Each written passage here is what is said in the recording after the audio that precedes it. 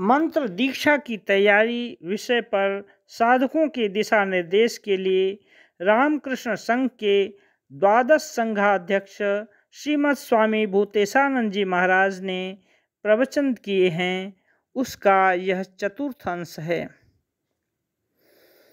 सामान्यतः लोग ईश्वर को इसलिए चाहते हैं कि वे उन्हें धन, सुख तथा ऐश्वर्य प्रदान करेंगे, परंतु वे ईश्वर के लिए ही ईश्वर को नहीं चाहते। वस्तुतः धन संपदा हमारी असली कामना है और ईश्वर उसकी प्राप्ति का माध्यम मात्र है।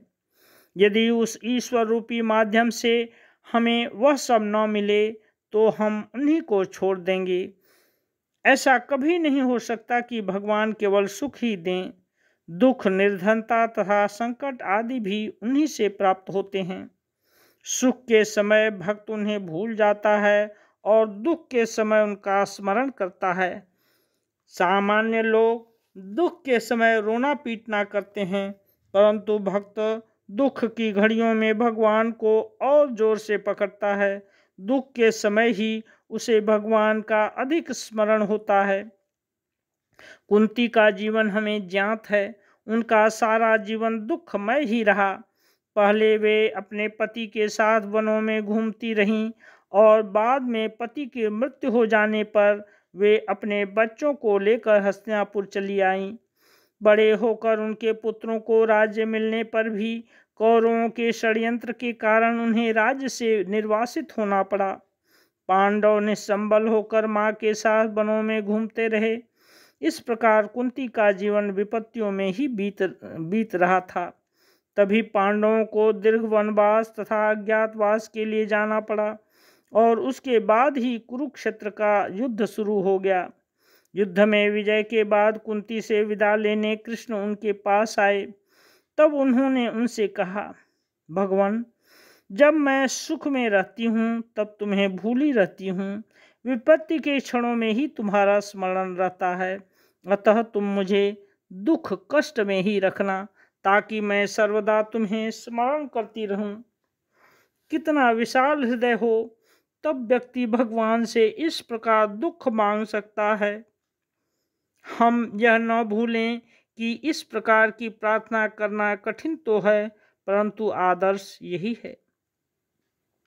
हम सुख से तो ईश्वर का नाम लेते हैं और साथ ही जागतिक वस्तुओं को लेकर मत्त भी रहते हैं। हमें उन्हीं को चाहना होगा, क्योंकि वे ही सभी परिस्थितियों में हमारे परम हितकारी हैं, हमारे जीवन के सर्वस्व हैं, हमारी अंतरात्मा हैं और हमारा परम स्वरूप हैं। व्यक्ति स्वयं से ही अर्थात आत्मा से ही सर्वाधिक प्रेम करता है। अपनी आत्मा प्रिय होने के कारण ही वह अन्य वस्तुओं से प्रेम करता है। असल में मनुष्य आत्मा से ही प्रेम करता है, इसीलिए भगवान को आत्मा की आत्मा कहा गया है।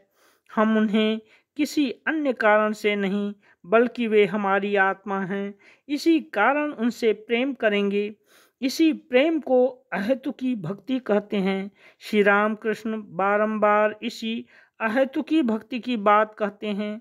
इस भक्ति में भक्त भगवान से कुछ नहीं चाहता, क्योंकि उसकी कोई अन्य इच्छा ही नहीं रहती। वह केवल अपना सब कुछ मिटाकर भगवान को अपनी प्रीति तथा श्रद्धा अर्पित करके ही तृप्ति का बोध करता है। इसके बदले वह कुछ नहीं चाहता। इसी प्रकार की भक्ति श्री रामकृष्ण का आदर्श था। हम यदि इतना भी न कर सकें तो कम से कम एक बात अवश्य याद रखें कि भोग्य विषयों की कामनाएं कहीं हमारे जीवन के ईश्वर रूप केंद्र बिंदु का विस्मरण न करा दें। दो एक कामनाएं रह सकती हैं। हमारे शरीर और मन भोग की इच्छा कर सकते हैं, ठीक है, वे करें, परंतु कामनाएं कहीं हमें इस प्रकार न आच्छन्न कर लें कि हम भगवान को भूलकर भोग और सांसारिक ऐश्वर्य को ही जीवन का सार बना लें। श्री रामकृष्ण के उपदेशों की मुख्य बात यह है कि भगवान का नाम लें, जबकि संख्या कितनी हजार हो या ध्यान करते समय तक हो यह महत्वपूर्ण नहीं है, बल्कि हमें यह देखना होगा कि हम उस हार्दिक प्रेम के साथ ईश्वर को पुकार सकें जिसके समक्ष संसार का सारा आकर्षण तुच्छ हो जाता है। श्रीमद् भागवत में कहा गया है कि भगवान के प्रति प्रेम संसार की अन्य समस्त आसक्तियों को भुला देता है। अतः उनके प्रति हमारा कितना प्रेम है, इस प्रकार विचार करके हमें साधन पथ पर चलना होगा। उनका नाम लेते हुए बारंबार मूर्छित होने से, जीवन भर बैठकर ध्यान करने से, लाखों जप करने से तथा तीर्थों का भ्रमण करने से भी काम नहीं होगा।